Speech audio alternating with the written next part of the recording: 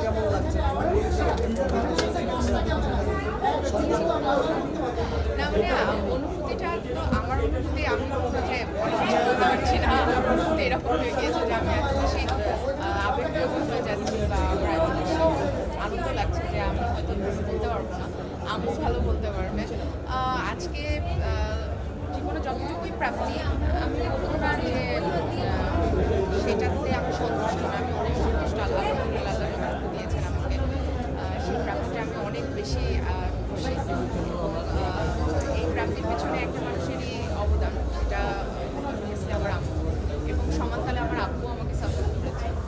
তো আজকে আম্মু কারণে জীবনে এতটা বড় পাড়ি দিতে পেরেছি বা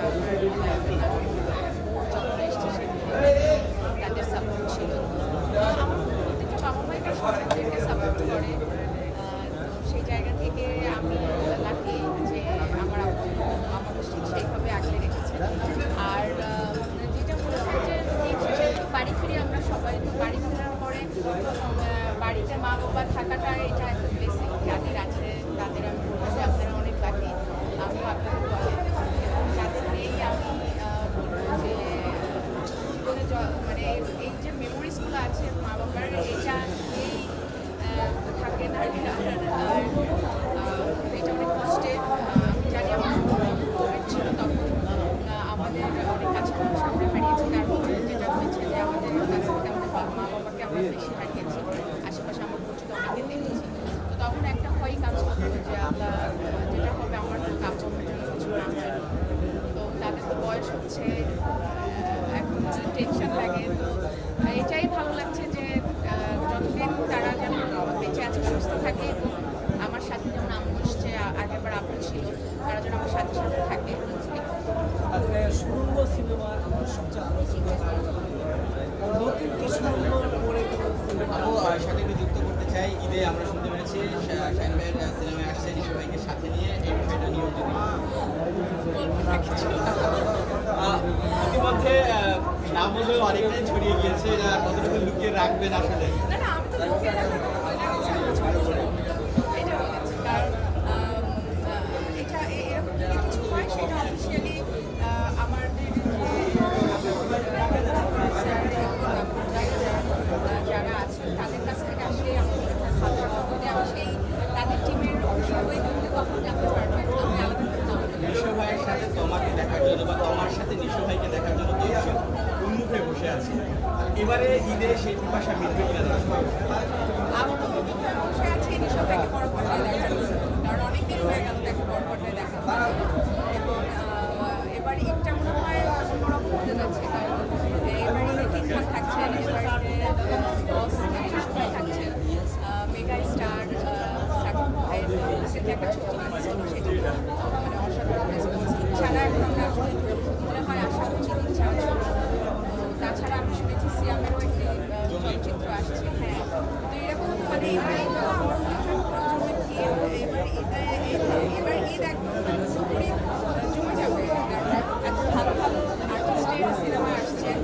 সেখানে আমার একটা ছবি আসে, তো সেটা অনেক মানে এক্সট্রা ঈদের থেকেও এক্সট্রা আমেজ একটা এটা আমার অনেক আশা করছি।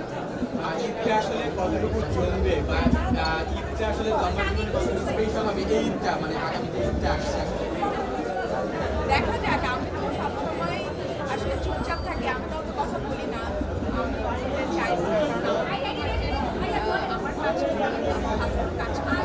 আমার যে অভিনয় আমি যে ছবিতে কাজ করি, এই ছবি আমার অভিনয় আমার আসলে প্রত্যেকটা প্রশ্নের জবাব পাওয়া উচিত আছে।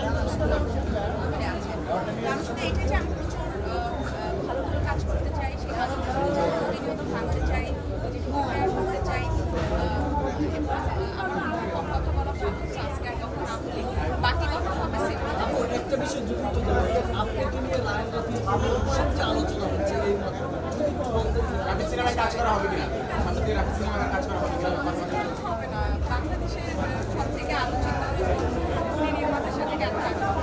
যদি উনি মনে করেন যে ওনার প্রজেক্টে আমরা কাজ করবো, সম্পর্কের বিষয়ে কি বলবেন? রাফির সাথে সম্পর্কের মানে গুঞ্জন এই বিষয়টা বা তমা মির্জা বিয়ে করছে 2024 সালে আসলে তমাটাকে আগে 24 সালে বিয়ে করছে কিনা না, 24 তো শেষ। কোথা থেকে বিয়ে করছে কিনা না, বিয়ের কোনো পরিকল্পনা নেই। আমরা হচ্ছে যেটা বললাম, ভালো ভালো কাজ করতে চাই, এটাই।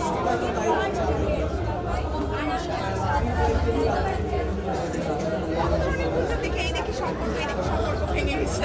এখন কোনটা নিয়ে কথা বলবো? এটা নিয়ে কথা না বলাই ভালো। কাজ নিয়ে কথা বলবো। এটা তো আপনি বললেন, আমিও বলেছিলাম, রাহুলও বলেছিল। আমি কি সেটা অস্বীকার করেছি? ইদানিং দেখা যাচ্ছে নাকি? তোকে দেখা আচ্ছা এই যে আলোচনা সমালোচনাগুলো এনজয় করেন কেমন আমরা দর্শক আলোচনা সমালোচনা থেকে ভালো কাজ দেখতে চাই আমাদের থেকে, মানে যেমন জার্নালিস্টদের কাছ থেকে ভালো ইন্টেন্স দেখতে চাই, অথেন্টিসিটি দেখতে চাই, সেরকম আমার মনে হয় যে পরিচালকদের কাছ থেকে ভালো একটা ফিল্ম দেখতে চাই, আর্টিস্টদের কাছ থেকে তাদের ভালো অভিনয় দেখতে চাই, এটা আগে দেখতে চাই। এরপরেও যেটা হয় ব্যক্তিগত জীবন তো সামনে চলে আসে। অনেকে তো সম্পর্ক যেহেতু আমরা অনেকে পাবলিক কাজ করি, আমাদের কাজগুলো আসলে মেইন কাজই হলো দর্শকের কাছে আমাদের কাজ পৌঁছে দেওয়া। সেই জায়গা থেকে তো অবশ্যই তারা তাদের কাছে একটা ব্যক্তিগত জীবনের সামান চলে যায়, লাইফে অনেক কিছু চলে যায়। আর ব্যক্তিগত লাইফ সবারই কিন্তু যে একরকম যায় না, কখনো ভালো কখনো মানে খারাপ যায়, কখনো ইমোশনাল, কখনো আবার এই জার্নিটা থাকে। লাইফ তো একটা জার্নি, আমরা তো জানি না আসলে আমরা ডেস্টিনি কি লাস্টে কী হবে। সেই জার্নিতে আপস ডাউন থাকে, বন্ধু থাকে, বন্ধু আসে, বন্ধু চলে যায়, কিছু বন্ধু থেকে যায়। এটা লাইফ, এখানে আলাদা সর্বশেষ দর্শকরা আবার কবে তমা মির্জাকে বড় পর্দায় দেখতে পাবে এটাই তো দেখি না, ঈদে যদি আসে খুব ভালো হবে। তাহলে আসছে তমা ঈদে। জানি না, দেখা যাক কি হয়। Okay, thank you so thank much, you so সবাইকে much. অসংখ্য ধন্যবাদ।